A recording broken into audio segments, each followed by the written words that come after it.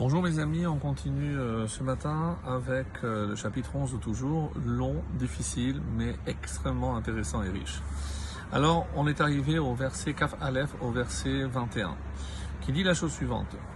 Yad liyad lo yinake ra, vezera tzadikim nimlat.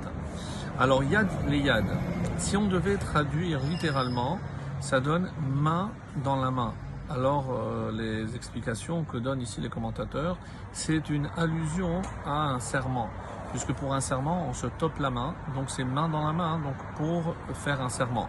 C'est comme ça que c'est écrit, c'est Lachon Shevo'a, Ani Maftiach Lecha, et donc c'est comme si Hachem garantissait Lo Yinake Ra. Et littéralement, donc à coup sûr, on va traduire donc Yad Veyad, c'est être comme une forme de serment, ne sera pas tenu pour quitte Ra. Et ici, Ra, c'est pas le mal, c'est comme disent les Chachamim, le Malbim entre autres, ils disent qu'il faudrait rajouter un mot. Ish Ra, c'est l'homme méchant ou le méchant. Donc le verset donne, une fois qu'on a compris le sens profond, donc à coup sûr le méchant ne sera pas tenu pour quitte. Alors Yinake, c'est acquitter quelqu'un ou innocenté. Donc Hachem sera là, et c'est ce qu'il dit, Harasha lo yetzenaki mibli lehe'anesh al chata'av, qu'il a certitude qu'il sera sanctionné pour ses mauvaises actions. Donc c'est une garantie, comme une forme de serment, on a dit, que le méchant donc paiera la conséquence de ses mauvais actes. Et par opposition, Vezera tzadikim nimlat, mais la descendance, la postérité des justes, nimlat, sera sauvée. Sera sauvée. Alors ici, il y a une très belle explication qui dit d'où on sait que Hachem punira les méchants et sauvera les tzadikim, et ceci même quelques générations après. Alors c'est comme c'est marqué dans Shemot, le chapitre 34, le verset 7, un texte que nous connaissons, Venake lo yenake, et innocenté, donc acquitté, Dieu n'acquittera pas. Poked avon avot albanim ve albenebanim. Donc Dieu se souvient des fautes sur les enfants et sur les enfants des enfants, sur les petits-enfants. Al shilleshim ve al ribeim, et ceci pour 3 ou 4 générations. Les commentaires sur ce passage nous disent de qui s'agit-il? C'est des Rechaïm. C'est-à-dire que Rechaïm, si quelqu'un a mal agi, Dieu, même s'il ne le punit pas, il attend une génération, il attend 2 générations, et si, même au niveau de la 3e ou 4e génération, ils ne font pas teshuva pour racheter les actes de leurs ancêtres, à ce moment-là, Dieu punira.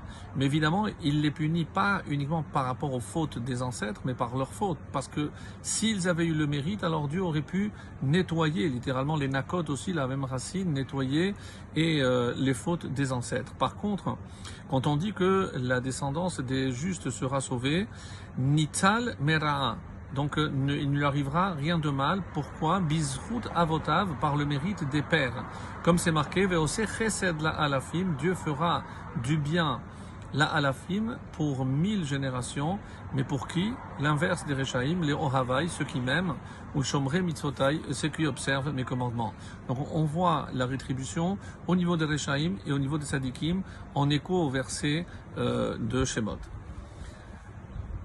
On arrive maintenant au verset 22, aussi très compliqué, et que tout le monde connaît parce qu'on l'a entendu au moins une fois. Nezem Zahav Be'af Chazir. Un anneau d'or, Be'av Zahir, au nez d'un porc. Isha Yafa Vesarat Ta'am. Telle est la femme belle, Vesarat Ta'am, mais dépourvue, qui manque Ta'am, de sens. Ou certains auraient pu dire de goût. En fait, qu'est-ce que disent par exemple le Malbim? C'est que ce n'est pas parce qu'un bijou est beau que là où je vais le placer, ça va embellir l'endroit. Donc le groin d'un cochon reste un groin. Même. Et pourquoi on a choisi précisément cet endroit-là? Parce que c'est celui qui est constamment dans la boue. Donc il est en train toujours de renifler par terre, donc c'est un endroit extrêmement sale. Et évidemment que le fait de rajouter un anneau, même en or, ne rajoutera rien à la beauté. Rachid dit par exemple que à quoi ça fait allusion, et ça va loin, c'est une allusion à Hassar, Talmid Chacham Hassar bin Aderech HaTorah. Donc pourquoi on compare un cochon? Parce que au départ, et vous savez très bien que Esav est présenté par un cochon, donc c'est un Talmid Chacham qui a dévié de la bonne voie, et c'est pour ça qu'il reste, et il est comparé à un cochon qui reste toujours dans le mal. Pourquoi? Pour tirer profit de ce monde. Donc il a laissé tomber un monde de vérité. Alors, et le Gaon de Vilna, pour conclure, même si on n'a pas le temps de faire plus qu'aujourd'hui, le Gaon de Vilna dit qu'est-ce que c'est Ta'am?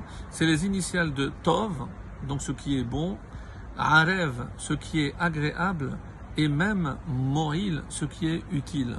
C'est-à-dire, c'est une allusion évidemment ici à une personne qui est bonne, qui fait le bien, agréable par ses midotes, et Mo'il, utile, parce qu'elle sait se rendre utile pour les autres.